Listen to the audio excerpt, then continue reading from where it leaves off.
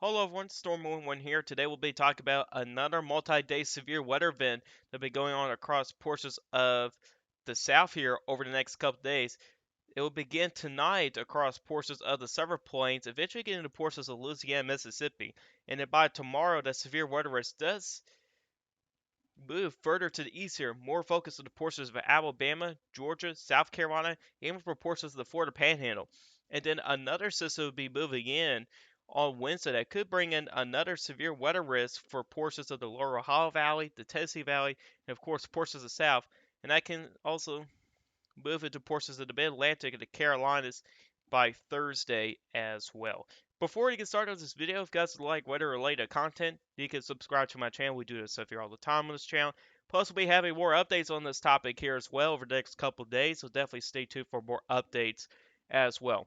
We're going to start with the watch warning advisory display.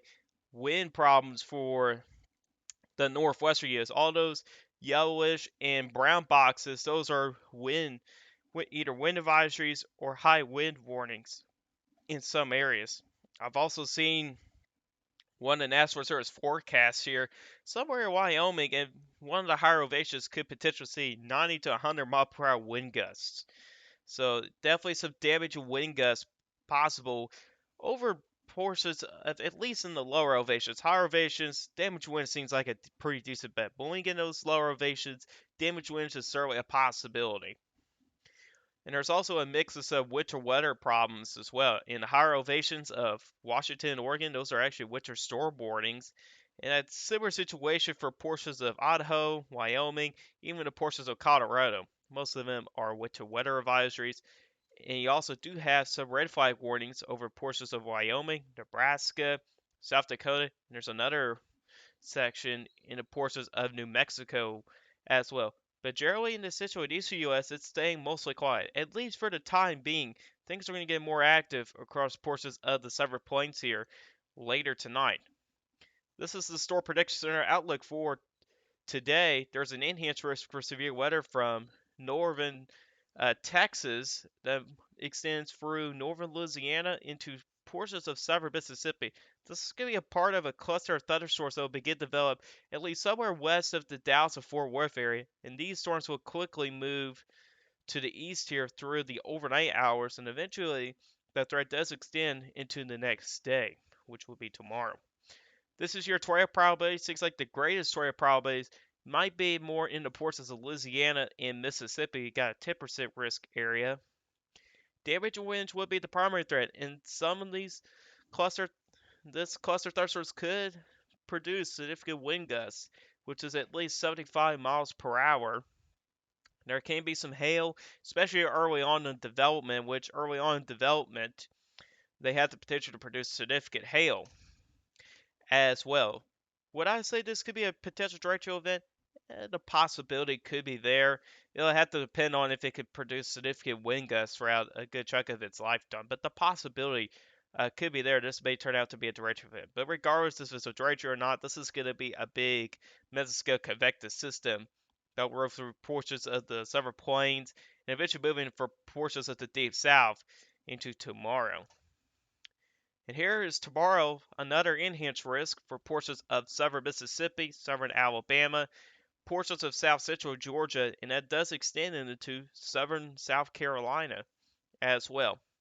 Here's your tornado probabilities. There is a large 10%, but there's also a hatched area over southeast Alabama and south central Georgia.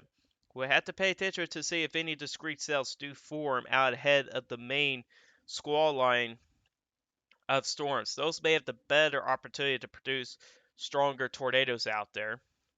Damage winds will be the primary threat. There may be some hail for some of these storms as well, but I don't think hail will be a major threat out of it. Day 3, which is Wednesday, another enhanced risk.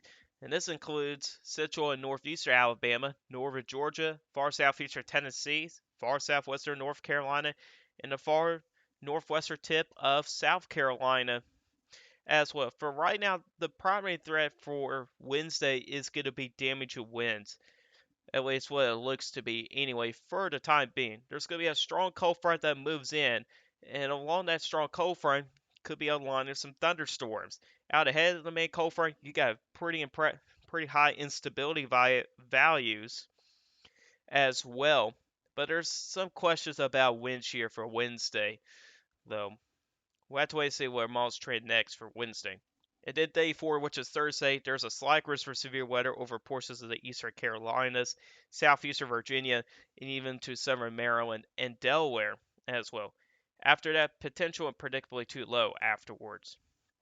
So yeah, certainly an active pattern is ahead over the next several days here. So let's begin on tonight. So this is a herd model. We're looking into this view here for the time being, but just west of Dallas and Fort Worth area, later today you will start to see thunderstorms develop. You can see here, it happens really by the late afternoon hours, so about around peak time heating at that time. And then you can see here, whenever these storms become all cluster up, at that point it becomes a big cluster of thunderstorms as well. You also do notice there are some Boeing segments along that squall line as well, which could indicate for the possibility of some damaged winds, and some of them could be significant as well. And these storms do move very quickly to the southeast as well. You also do notice that the Hermal is wanting to try to show some discrete cells to form out ahead that main squall line. Those may have the better opportunity to produce tornadoes as well. But really, the one to pay attention to is this part of the cluster here as it kind of bows out. In the upper levels, in the low level jet region, or 850 millibars, which I'll show you guys that in a little bit, there's going to be a very strong rear inflow jet for these storms as well, which will help keep these storms going for a pretty long period of time. And really by Tuesday morning, here it is across portions of Mississippi and Louisiana at that point. And here's the 850 millibar winds. You can see here, as those storms do begin to form, right here it is, 4C really by Tuesday night, or I meant Monday night. You see here that little hot spot right there? Those are kind of behind those thunderstorms, and that's pretty much your rear inflow jet. That's 52 knots. Not really that impressive for the time being, at least favorable for severe wind gusts. But when you get deeper into the overnight hours, you can see here how it really begins to ramp up. That's 68 knots. That's pretty close to significant damage wind type territory, and that's your rear inflow jet behind these storms as well. And then you get by Tuesday morning here, you can see here that rear inflow jet really still kicks in into Tuesday morning here as well. So it's really something to really pay attention to, as well as is how strong that rear inflow jet can get. Because that's what's going to help keep these storms going. The stronger the level jet, the damage wind threat can increase if the rear inflow jet is a little bit stronger as well. If we kind of go back here a little bit, let's go back here and let's check out some of the ingredients here. Let's check out surface base Cape. You can see here really by around peak time heating, there's going to be plenty of instability. Generally 1,000 to maybe for some areas close to 10 or 2,000, almost at 10,000. It's generally going to be 1,000 to maybe as high as 2,000 joules per kilogram. Of course, when you get into the overnight hours, it's more of maybe as low as 500. It could be as high as 1,500 in some places.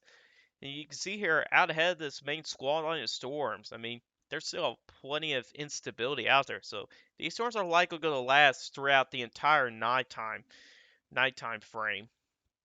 And you can see here how they do move into portions of Alabama and the Florida Panhandle by Tuesday as well. If we check out those updraft helicity swaths, there is a lot of updraft helicity swaths out there. This indicates for the possibility of any rotating thunderstorms, and you can see there's a lot out there. So we do need to pay attention to that QLCS tornado threat along that squall line of storms as well. Here's another project that we could look into. That's the lightning density from the HER model. And you can see here, this cluster of thunderstorms can produce a lot of lightning as well, especially when you get those yellow and red colors.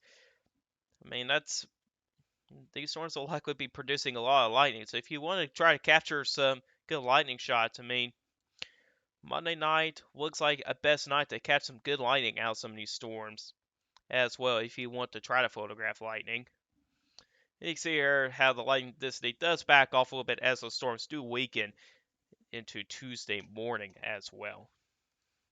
Let's check out the significant tornado parameters. Really, over a 1, conditions can be favorable for tornadoes, but over a 2 is where conditions could be favorable for stronger tornadoes as well. You can see here, out ahead of the main squall line here, the numbers are not very high. If we do get an average box sounding there out ahead of that main squall line, you can see here, there's slight contamination here, but regardless here, this is still at least a favorable environment here for some isolated QLCS tornadoes. You got a pretty decent hodograph in place. There's a decent amount of wind shear. There's a little bit of an elevated mix layer in place, which could help keep these storms going. As well, downdraft cave's not that elevated either, but those upper level winds though will be on the stronger side as well. So some of these stronger cells might be able to pull down some of those upper level winds down to the surface as well. That's where your damage to wind threat can survey come from as well. But just given by the sound here, it looks like the main threats will be damage winds and maybe some isolated QLCS tornadoes. It's not a major tornado threat out of this main squall line here. You can see here how the numbers mostly stay under the level 2, so the strong tornado threat is going to be very limited on this setup here as well. There are some high numbers out here, but if you get an average box sounding out there in central Texas, you notice here there is actually a slight cap as well, plus elevated mix layer is very strong as well, and also wind shear is really lacking with this as well. There's a lot of wind direction of height here, but it's not very strong here, so I think those specific tornado parameter values are pretty skewed out there as well. So let's go ahead and move into Tuesday's severe weather setup. So this is really by Tuesday morning as where we left off. You got a big cluster of thunderstorms here. I should note too that some of these storms here over loose portions of central Louisiana, they could train over some of the same areas. So that could lead to a big time flooding setup as well, because the rainfall rates in these storms here can be pretty high as well. So we do need to pay attention to that flash flood risk as well, which we'll check out some of those rainfall totals here in a little bit here. Also do notice here, it's already got a supercell trying to get going south central Alabama at the same time, which is interesting. But you can see here how portions of the squall line anyway do weaken, but there are still portions of the squall line where they can still produce severe wind gusts, and it still has that QLCS tornado threat as well. You can see here really by 15th Tuesday, really close, really about around noon here at this point here, or early afternoon.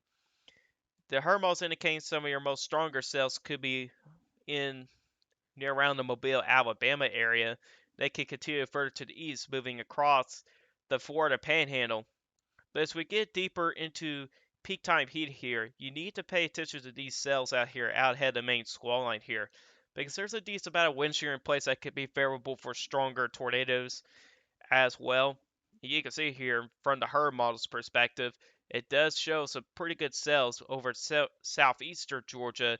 Those can move to the northeast into portions of South Carolina later in time frame. Meanwhile, off to the west here, here's your main cluster of thunderstorms as well, where they could still produce some severe wind gusts and that QLCS tornado threat. Even just out ahead of it, it's trying to show some discrete cells to get going out there as well.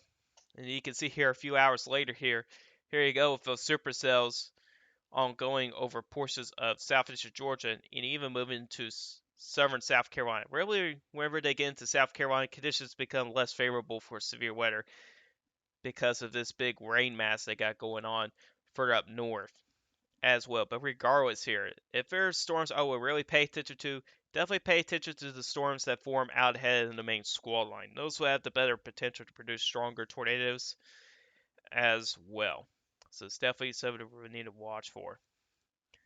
Let's check out instability values here. You can see here, there's going to be plenty of instability to work with this setup here. It's really generally 1 to 2,000 joules per kilogram of Cape, which will be favorable for severe weather, even for some areas exceeding 2,000 joules per kilogram out there as well.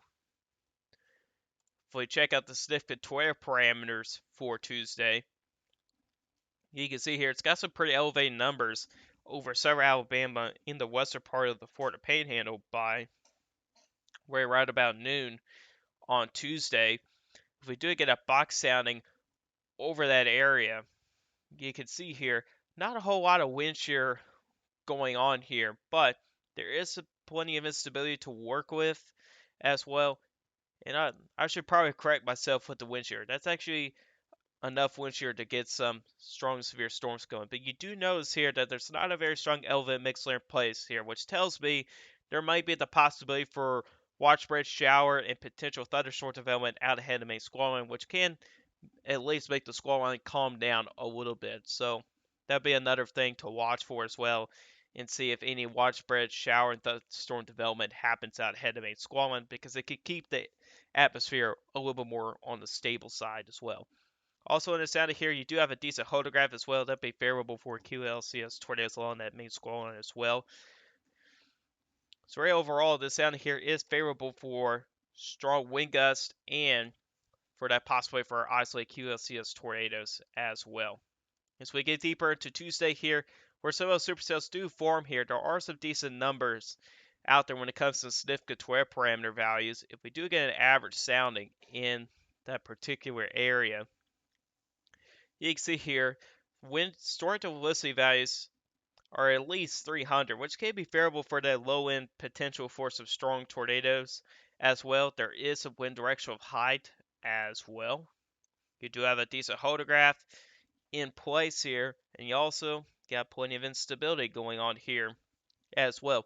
So this will be favorable for damage winds, and there could be some tornadoes, and one of those could be on the strong side as well. So that strong tornado threat with some of those supercells there out ahead of the main squall line is certainly the ones to really pay attention to as well.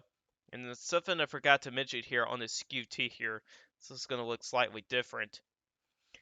Then again here, like similar to the last sounding here, it's a very saturated column here. So there's a possibility that you may see widespread shower and thunderstorm development in this area here as well. So that could potentially be a limiting factor on the setup here as well. So it's another thing to really keep an eye on as well. If that does occur, overall severe weather risk may not be as bad.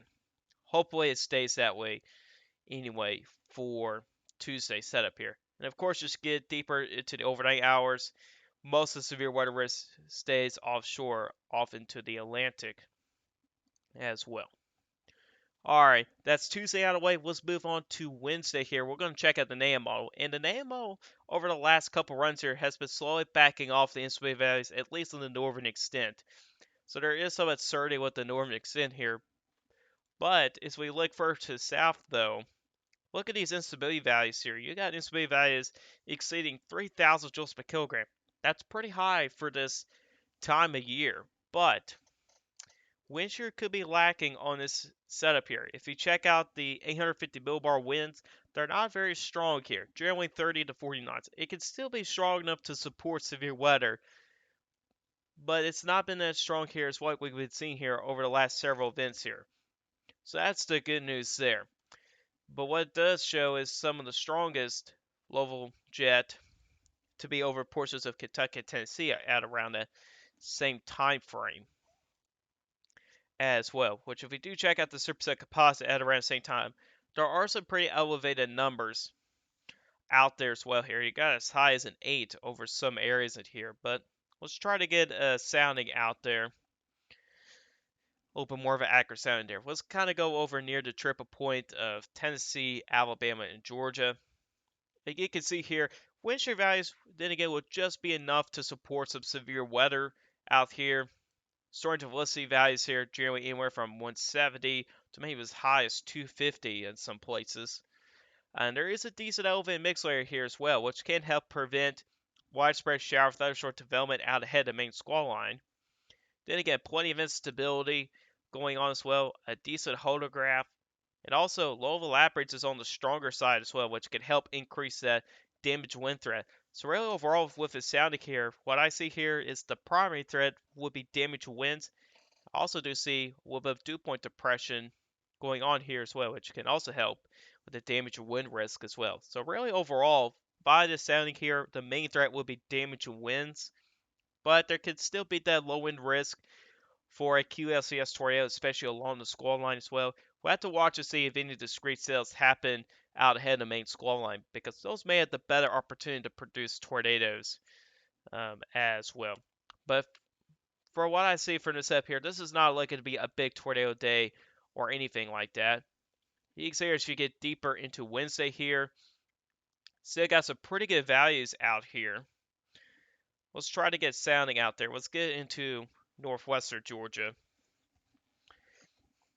and see what we get here. You can see once your values do come back up just a little bit here, generally 200 to maybe up to 260. Pretty similar type of environment to what we're looking at on the last end here. But what I also do notice here is that downdraft K values are also elevated as well. 874.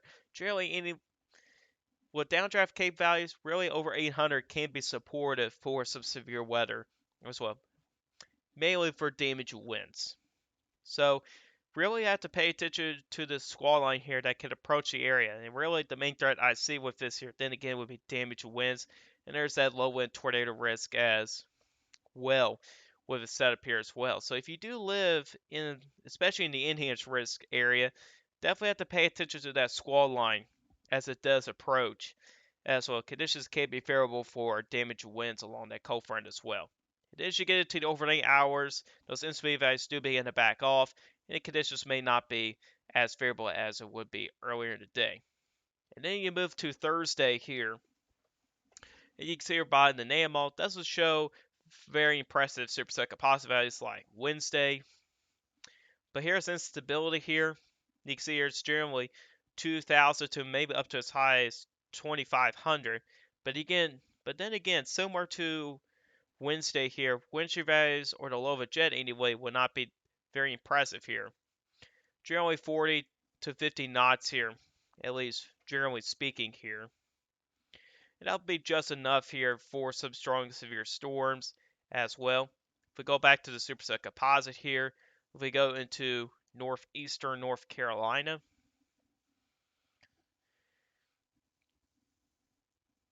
see what it shows here.